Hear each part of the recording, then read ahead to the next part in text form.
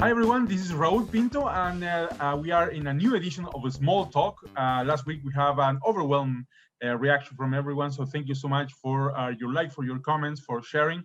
And we like to get together to talk about current issues regarding health. RNAO has been grateful enough to give us this platform to talk. And I'm very, very happy to be with Debra Lefebvre this week. She's a nurse. She's gonna tell us a little bit about herself. But the important part of this is that she's been very, very active in the movement looking to repeal Bill 124. So we're gonna talk about that today. Debra, thank you so much for joining us. Thank you, Raul. It's a pleasure to be here. Tell us a little bit about yourself. We know about your activity in social media. You've also been in Canadian media speaking about different issues regarding healthcare workers. So you have a few seconds to introduce yourself to the world. Thank you. I'm a mother of 4 children. I'm a proud registered nurse, a member of RNAO for many, many years.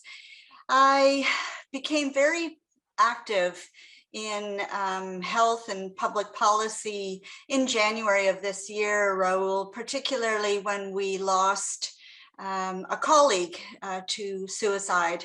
And I work in mental health. I also work in acute medicine. And I was very familiar with the challenges that my colleagues faced in the area of mental health. And the loss of a colleague so close really was that it just sparked me. It just angered me. I felt this fury and reached out. And ever since then, I have been very active with working with RNAO on some very important healthy public policy issues. I have a history in healthcare administration for the last 17 years, and I returned to patient care about 7 years ago now.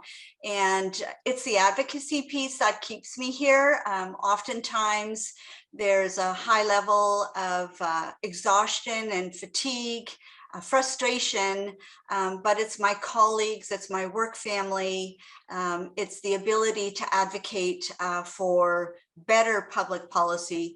These are the issues that keep me here. And of course, the love of my patients. That's why I came back to patient care.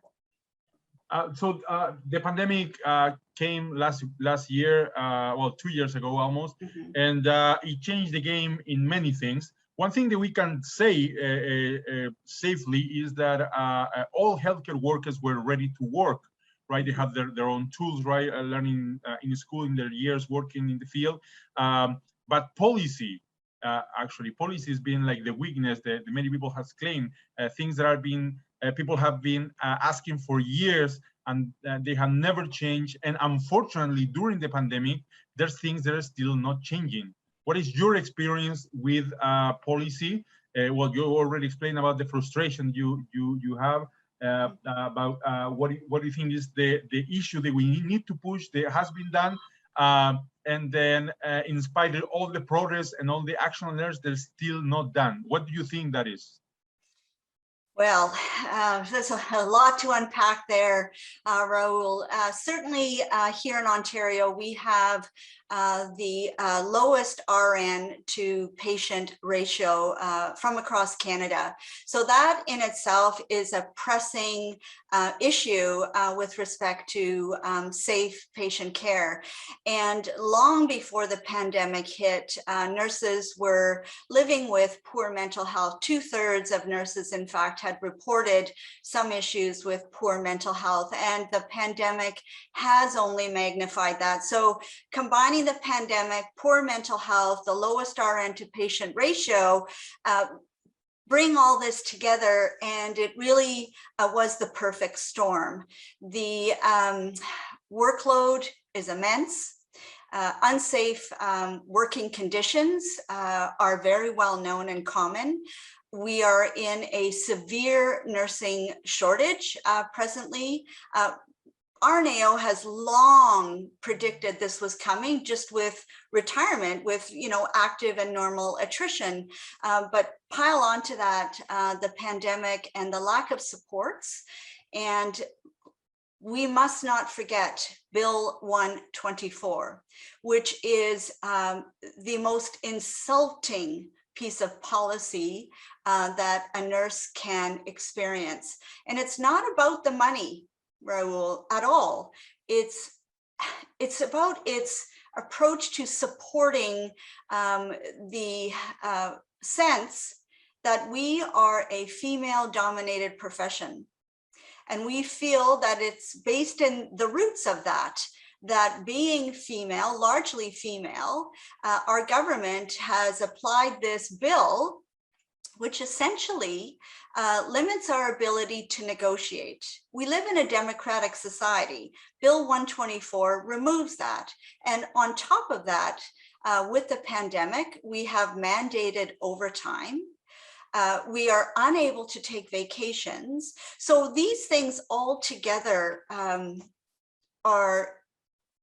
there are many issues that make it very difficult to maintain a clear mind, a clear pathway for many nurses to remain in the profession with poor mental health, with the erosion of our sense of well-being, with our ability to feel like we're meaningful members of the healthcare team, of all that we do within our society. It's hard, and nurses are leaving. And again, it's not about the money. Certainly Bill 124 does not keep up even with the basic rate of inflation. But it would help, of course. I mean, we work hard. We work very hard. We work short, and we do our very best to deliver patient care. But all of these things combined make it very, very difficult. And you have chosen a path that not everybody dares to do, that is go in the street and protest and raise your voice and say something. And nowadays, when we have social media and everybody can share their opinion, there's many people actually against voicing your opinion, saying, just be quiet and go to work, and why do you say this doesn't work, etc. So this kind of pessimism is all over the place. So where do you get your strength to decide, I'm going out, I'm gonna protest, and I'm gonna raise my voice against this? Well, you're right in that nurses are reminded that we are not to speak up and stand up and speak out. And again, I think that's deeply rooted in the socialization, the oppression, and the misogynistic society that can exist toward a largely female profession. But I gained my strength, Raul, from my membership with RNAO. I feel the support, I feel the passion, and I know the history of RNAO. I also gained my strength in that I have 4 children, and 3 of who are nurses. I am a late career nurse. I graduated many years ago, and I've seen a lot of change, but we have so much change to do. And it's in the spirit of supporting younger nurses, early career nurses, my own children who are nurses, that I want to make it better. We all want to make it better. And social media, that's an excellent medium. I've met so many fantastic colleagues as a result. But you're right, we took it to the streets. And it's very shameful, actually, that we have to do that to be heard, because there we were on my day off in Toronto, raising our voices, trying to be heard. We shouldn't have to do that. Bill 124 should not be in existence, and we are asking that it be repealed immediately. Great. And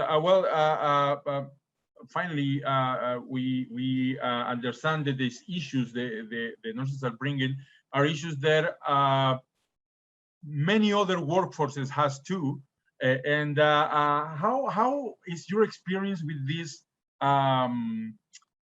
Let's say with this melting pot there is working under RNAO with all these issues that affect the nurses, and how do you connect yourself in your life as a nurse, the issues the nurses have that at the end ended up being problems that everybody needs to address, not only nurses, but everybody, because at the end it affects us all. Mm-hmm. Nursing is an art and a science, and we have tremendous knowledge in our area, in our field of study, and in direct patient care. And nurses are not alone in that. And in the art of caring and compassion, awareness, and supportive patient care, these come together in and under an umbrella of our healthcare system.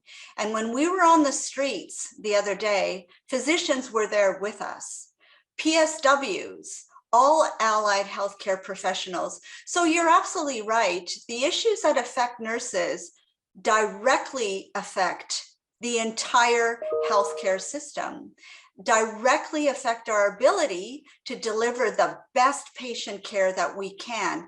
Because make no mistake, when nurses are not at our best, when we are working mandatory overtime, when we are working short, when we are working experiencing trauma and living with PTSD, depression, and anxiety, it does affect patient care. We learned the other day, a physician indicated, and I know this to be true, in a busy ER Toronto department, 2 nurses were tending to and caring for 60 patients. So that impacts the entire healthcare system. And most importantly, it negatively impacts quality, reliable, dependable patient care. We worry who will care for our patients. I find with RNAO, and this is not a pitch for RNAO, guys, okay? With RNAO, we have a community. We have strength, and we have each other, because no nurse is ever alone. I can be found on Twitter at Debra Lefebvre. RNAO is on Twitter. We're on every social media platform. Please, if you're struggling, or if you just need someone to listen, because nurses know, nurses talk, feel free, reach out. We are there. Thank you so much. Be strong and carry on.